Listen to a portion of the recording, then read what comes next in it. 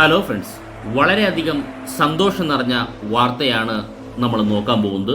കാരണം ലോകത്തിലെ ഏറ്റവും വലിയ കപ്പൽ MSC ഐറന നമ്മുടെ പോർട്ടിലേക്ക് വന്നുകൊണ്ടിരിക്കുന്ന ഷിപ്പ് ട്രാക്കിംഗ് സോഫ്റ്റ്വെയറിലൂടെ അപ്ഡേഷനാണ് നമ്മൾ നോക്കാൻ പോകുന്നത്. ഐറനയ്ക്ക് നമ്മൾ 2 ദിവസം മുന്നേ ഒരു വീഡിയോ അപ്ലോഡ് ചെയ്തിട്ടുണ്ടായിരുന്നു. കാണാത്തവർ ഒന്ന് കണ്ടു നോക്കുക. അതിൽ നിന്നും ചെറിയൊരു മാറ്റം വന്നിരിക്കുന്നു. ആ മാറ്റമാണ് ഇന്ന് നമ്മൾ വീഡിയോയിൽ ഹൈലൈറ്റ് ചെയ്യാൻ പോകുന്നത്. അതുമാത്രമല്ല, നമ്മൾ 2 ദിവസം മുന്നേ ഈ വീഡിയോ ഷൂട്ട് ചെയ്ത സമയത്ത് വീഡിയോ അപ്ഡേഷൻ എടുത്ത സമയത്ത് ഈ കപ്പൽ സിംഗപ്പൂർ പോർട്ടിലായിരുന്നു. ഇപ്പോൾ സിംഗപ്പൂർ പോർട്ടിൽ നിന്ന് പുറത്തായിരിക്കുന്നു. അതായത് കപ്പൽ ചാലിലൂടെ നമ്മുടെ പോർട്ടിലേക്ക് വന്നുകൊണ്ടിരിക്കുന്നു. അപ്പോൾ എന്താണ് ചേഞ്ച് എന്നാണ് നമ്മൾ നോക്കാൻ പോകുന്നത്.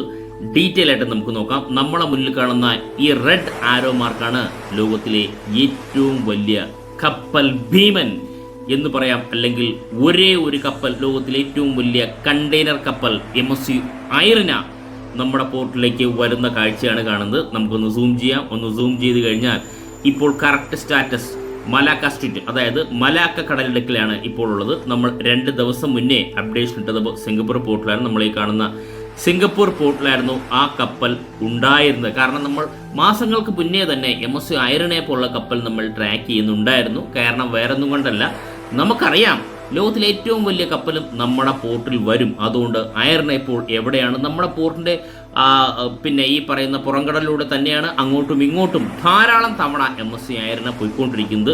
അത് നമുക്ക് വ്യക്തമായിട്ടറിയാം. പക്ഷേ നമ്മുടെ പോർട്ടിനെ ലക്ഷ്യമാക്കി ഇപ്പോഴാണ് കപ്പൽ വരുന്നത്. ഐറന സീരീസ് ഉള്ള കപ്പലുകൾ MSC ടർക്കിയെ എന്ന് പറയുന്ന കപ്പലിൻ്റെ വീഡിയോ ഞാൻ ലേറ്റസ്റ്റ് അപ്ഡേഷൻ ചെയ്തിട്ടുണ്ട്. നേരത്തെ തന്നെ ടർക്കിയെ നമ്മുടെ പോർട്ടിൽ വന്നപ്പോൾ തന്നെ നമ്മുടെ കപ്പൽ ചാലിലൂടെ നമ്മുടെ പോർട്ടിനകത്ത് പ്രവേശിക്കുന്ന 4K റെസൊല്യൂഷനിലെ വീഡിയോ ഞാൻ അപ്ലോഡ് ചെയ്തിട്ടുണ്ടായിരുന്നു. അപ്പോൾ നമ്മൾ പറഞ്ഞത് MSC ഐറന സീരീസിലുള്ള കപ്പലാണ് ഇതെന്ന്, അല്ലെങ്കിൽ MSC ഐറനയോടൊപ്പം ചാർട്ട് ചെയ്ത കപ്പലാണ് ഇതെന്നെങ്കിൽ പറഞ്ഞെങ്കിൽ സാക്ഷാൽ MSC ഐറനയാണ് ഇപ്പോൾ നമ്മുടെ മുന്നിലുള്ളത്.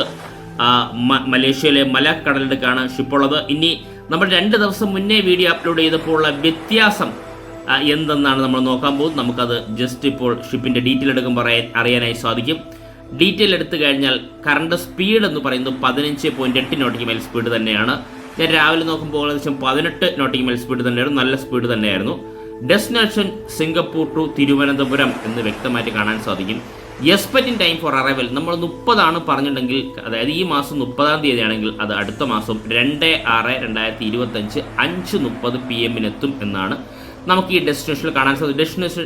ഡെസ്റ്റിനേഷൻ ഇനിയും ചേഞ്ച് ഒക്കെ വരാം. അതിനനുസരിച്ച് തീർച്ചയായിട്ടും അപ്ഡേഷൻ വരാം. അതിലും വലിയ മാറ്റം 14.7 മീറ്റർ ആയിരുന്നു സിംഗപ്പൂർ പോർട്ടിലെ ഡെസ്റ്റിനേഷൻ. നമ്മുടെ ട്രിവാൻഡ്രം പോർട്ട് അല്ലെങ്കിൽ വിഴിഞ്ഞം ഇന്റർനാഷണൽ സീ പോർട്ടിലേക്ക് ഡെസ്റ്റിനേഷൻ ചേഞ്ച് ചെയ്തപ്പോൾ നമ്മുടെ MSC ഐറനയുടെ ഡ്രാഫ്റ്റ് എങ്കിൽ ഇപ്പോൾ ഡ്രാഫ്റ്റ് നമുക്ക് വളരെ വ്യക്തമായിട്ട് കാണാൻ സാധിക്കും. 16.2 മീറ്ററാണ് ഡ്രാഫ്റ്റ്. അതായത് ഈ ഡ്രാഫ്റ്റ് വരുന്നത് കണ്ടെയ്നർ, അതായത് നമ്മുടെ ഷിപ്പിനകത്ത് കണ്ടെയ്നർ ഉണ്ടല്ലോ, കണ്ടെയ്നറിനകത്തുള്ള പ്രോഡക്റ്റിൻ്റെ വെയിറ്റ് കൊണ്ടും നിലവിൽ ഈ പറയുന്ന ഷിപ്പിൽ ഉപയോഗിക്കുന്ന ഇന്ധനത്തിൻ്റെ അളവ് കൂടിയാലും രണ്ടും ഡ്രാഫ്റ്റിനെ ഡിപ്പെൻഡ് ചെയ്യുന്നതായിരിക്കും. അപ്പോൾ ഈ 16.2 മീറ്ററിലാണോ വിഴിഞ്ഞം പോർട്ടിൽ എത്തുമ്പോഴുള്ള ഡ്രാഫ്റ്റ് എന്ന് ഓരോ ദിവസവും തീർച്ചയായിട്ടും നമുക്ക് അപ്ഡേഷനിൽ തന്നെ മനസ്സിലാക്കാം. ഇനി കപ്പൽ വരുന്നത് നമ്മൾ ഈ കാണുന്ന പോലെ മലേഷ്യയിലെ മലാക്ക കടലിടുക്ക്, ആൻഡമാൻ സീ, അത് കഴിഞ്ഞാൽ ബേ ഓഫ് ബംഗാൾ, ശ്രീലങ്കയുടെ കൊളംബോ പോർട്ടിൻ്റെ അടുത്തുകൂടി, ഹമ്പൻടോട്ടയുണ്ട്, കൊളംബോ 2 പോർട്ടുണ്ട്. അതിൻ്റെ അടുത്തുകൂടി നമ്മുടെ സ്വന്തം വിഴിഞ്ഞം ഇൻ്റർനാഷണൽ സീ പോർട്ടിലേക്കാണ് ഇപ്പോൾ ലോകത്തിലെ തന്നെ ഏറ്റവും വലിയ കപ്പലുകളിലൊന്നായ MSC ഐറന വന്നുകൊണ്ടിരിക്കുന്നത്. ഇപ്പോൾ നമുക്ക് പോർട്ട് വളരെ വ്യക്തമായിട്ട് കാണാൻ സാധിക്കും. വേറൊരു വ്യത്യാസം കൂടി ഇതിൽ പറയാം. ഞാൻ 2 ദിവസം മുന്നേ അല്ലെങ്കിൽ വരും ദിവസങ്ങൾക്ക് മുന്നേ ഞാൻ അപ്ഡേഷൻ ഇട്ട സമയത്ത് ഇത് ഗൂഗിൾ മാപ്പിൽ നമ്മുടെ പോർട്ടിൻ്റെ വർക്ക് അപ്ഡേഷൻ കംപ്ലീറ്റ് ആയിരുന്നില്ല.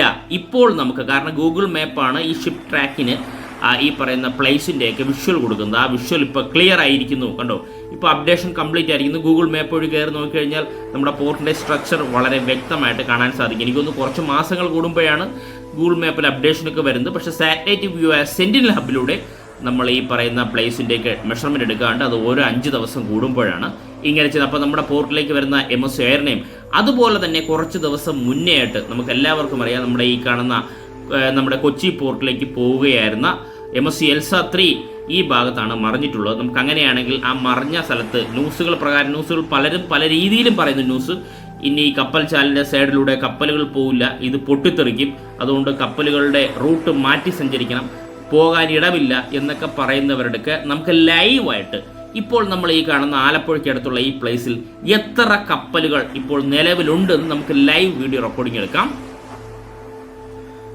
ഫ്രണ്ട്സ്, നമ്മൾ ഈ കാണുന്ന ലൈവ് ആയിട്ടുള്ള കപ്പലുകളാണ്. ഇപ്പോൾ റേഞ്ച് എനിക്ക് വളരെ കുറവായതുകൊണ്ടാണ് വളരെ കുറച്ച് കപ്പലെന്നേ ഇപ്പോൾ എനിക്ക് പറയാൻ സാധിക്കും. അല്ലെങ്കിൽ നമ്മൾ ഈ കടൽ ജലം നീല നിറത്തിൽ കിടക്കുന്ന കടൽ ജലം പോലും നമുക്ക് കാണാൻ പറ്റാത്ത ഗതിയിൽ ഈ പല നിറത്തിലുള്ള ആരോ മാർക്കുകൾ കൊണ്ട് നിറയും. ഇതെല്ലാം കപ്പലുകളാണ്. വളരെ കുറച്ച് ശതമാനം 0.5% മാത്രമേ ചിലപ്പോൾ ഫിഷിംഗ് ബോട്ടുകൾ കാണാറുള്ളൂ. കാരണം ലോക വ്യാപാരത്തിൽ 99% കടലിലൂടെയാണ് നടക്കുന്നത്. നമുക്ക് വളരെ വ്യക്തമായിട്ട് അറിയാം.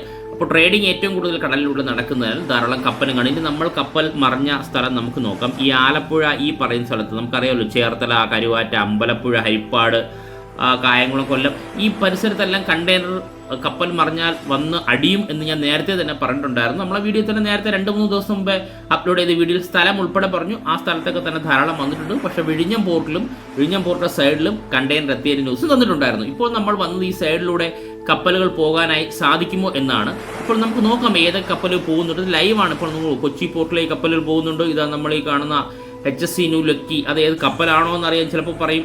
ഇത് കപ്പലല്ലാന്ന് ചിലവർ പറയുന്നുണ്ടെങ്കിൽ നമുക്ക് ആ കപ്പലാണെന്ന് നോക്കാം. ഇത് ബൾക്ക് കാരിയറാണ്.